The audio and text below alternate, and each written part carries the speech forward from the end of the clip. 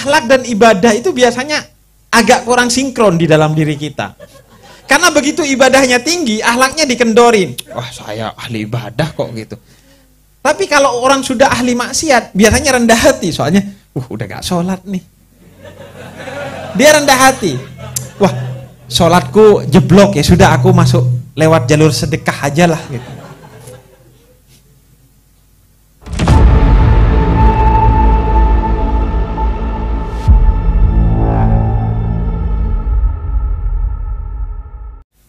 Kerajaan itu bisa disatukan oleh Nabi Muhammad. Karena itu ketika melihat Nabi Muhammad, kemudian Sayyidina Ali bin Abi Thalib itu bersyair tentang jebakan-jebakan dualisme yang mungkin ada pada manusia yang seharusnya dihindari. Karena itu saya izin membacakannya untuk kemudian melihat bahwa menghadapi dualisme ini bukan perkara yang mudah. Dan karena itu kita insya Allah akan semakin terpukau kepada Kanjeng Nabi dengan melihat ini. Bagaimana Nabi mengatasi semua dualisme ini ya. Anda nggak usah repot-repot. Anda mengatasi dualisme hemat dan irit, hemat dan pelit saja susah itu. Ayo Anda cari titik moderasinya. Hemat dan pelit itu. Hemat dan pelit itu titik moderasinya di mana? Yang tegas ya. Oh ini sudah hemat, oh ini sudah pelit. Itu repot. Tapi Nabi Muhammad itu bisa mengatasi. Bagi saya itulah mukjizat kemanusiaan dari Nabi Muhammad SAW. Begini kata Sayyidina Ali. Banyak orang baik, tapi tidak berakal. Ada orang berakal, tapi tidak beriman. Ini antara sains dan agama, antara akal dan iman. Kan orang sering terjebak kepada dualisme ini. Ada orang yang akalnya bagus, imannya kendor, biasanya. Ada yang imannya tinggi, biasanya tingkahnya nggak masuk akal. Kan kita sering terjebak di sana pasti ya. Orang yang rasional-rasional itu kadang, apa itu agama gitu. Menuduh orang yang cium tangan kiai feodal. Kan iya. Ada yang sebaliknya beriman, saking berimannya sampai akalnya itu lupa untuk digunakan. Sehingga dia gak masuk akal tingkahnya. Bumi datar lah. Kan iya. Apa itu bumi datar? Maulid bid'ah lah. Tipis-tipis.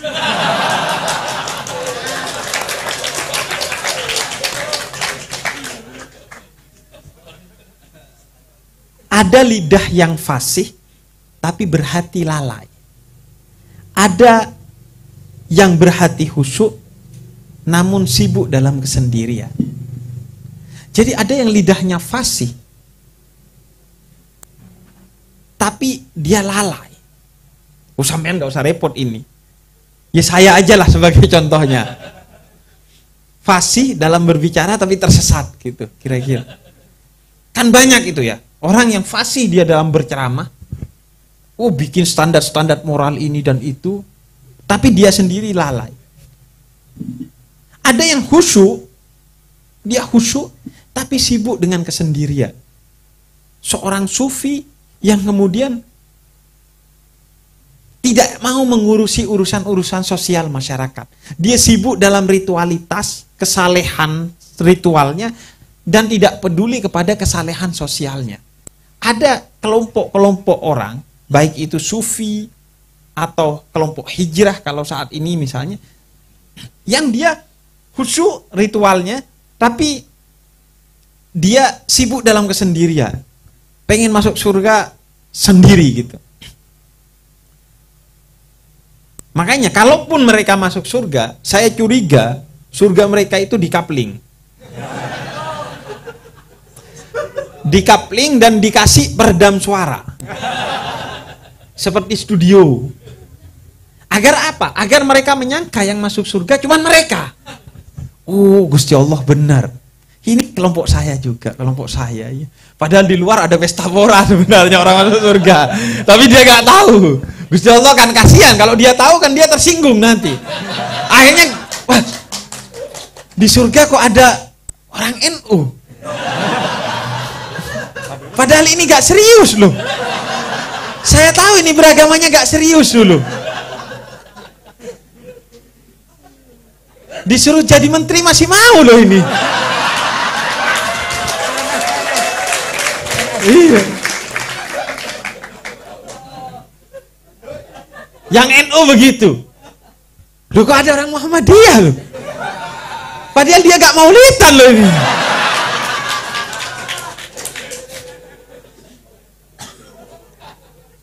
Nah, untuk mengatasi permasalahan-permasalahan yang bisa mengganggu mood kita di surga, kan iya mood kan terganggu ya kalau melihat musuh kita masuk surga juga. Saya membayangkan itu kan ya agak ya minimal kesel lah. Loh, ini kan yang dulu mabuk. Tahu gitu saya mabuk juga kata dia. Ternyata bisa juga masuk surga. Jadi untuk mengatasi masalah-masalah itu mungkin nanti di-coupling gitu. Jadi ya sudahlah, orang NU sama orang NU, dia ngakak-ngakak rokokan gitu. Bener kan kata saya? Iya, Cak. Gak ada orang Muhammadiyah loh ya. Yang hijrah juga begitu, kelompok hijrah. Habaib juga dengan dupanya gitu. Ternyata bener loh. Cuma habaib yang masuk surga. Jadi kira-kira kan begitu.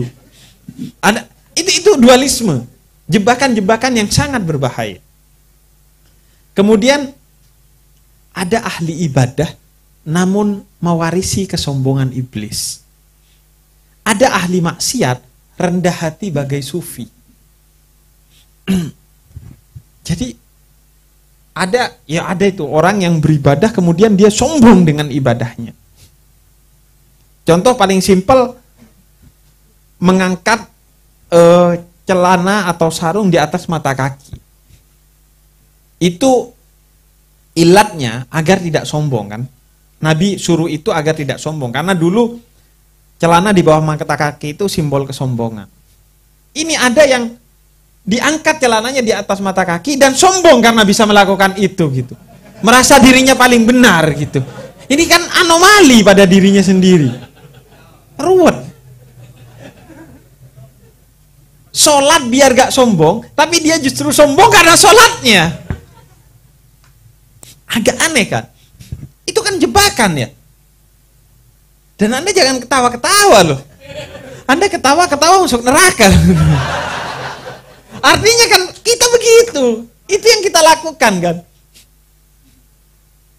Sombong dengan ibadah kita. Tapi ada orang yang maksiat tapi dia rendah hati.